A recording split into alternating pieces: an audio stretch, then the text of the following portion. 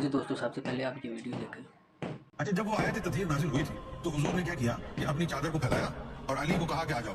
बीबी फातिमा को कहा बेटा तुम भी आ जाओ, वो भी आ गई। हसन और हुसैन को कहा कि तुम भी आ जाओ, वो भी आ गए। सामने उम्मे सलमा खड़ी थी, हुजूर की ज़ौजे मोहतरमा। तो उन्होंने कहा कि या रसूलल्लाह मैं भी आ जाऊं, तो हुजूर ने यूं हाथ करके मना किया, नहीं, अल्लाह के हुक्म के मुताबिक यही है असल अहले बैत। तो उम्मे सलमा ने पूछा कि या रसूलल्लाह फिर मैं कौन? क्योंकि अहले बैत का मतलब तो घर वाले होते हैं। लेकिन क्या कोई समझा है बैत का मतलब यहाँ क्या है? यहाँ बैत का मतलब मिट्टी का घर नहीं है, यहाँ बैत जिसमें मुस्तफा है, जो मुस्तफा के जिस्म से निकला है वो अहले बैत है। उम्मे सलमा मिट्टी के घर में रहने वाली हैं और हसन हुसैन अली और फातिमा मुस्तफा के जिगर के टुकड़े हैं, वो वजूद मुस्तफा से निकले हैं। यार असल वाली बात ये है, जब नबी पाक ने अपनी बीवी को चादर के नीचे आने की इजाज़त नहीं दी, तो आप लोग उनको अहले बैत कैसे मानते हैं? असल वाली बात ये है, जो नबी का खून है, नबी का जिगर है, नबी का नफ्स है, तो ये है असल वाली बात।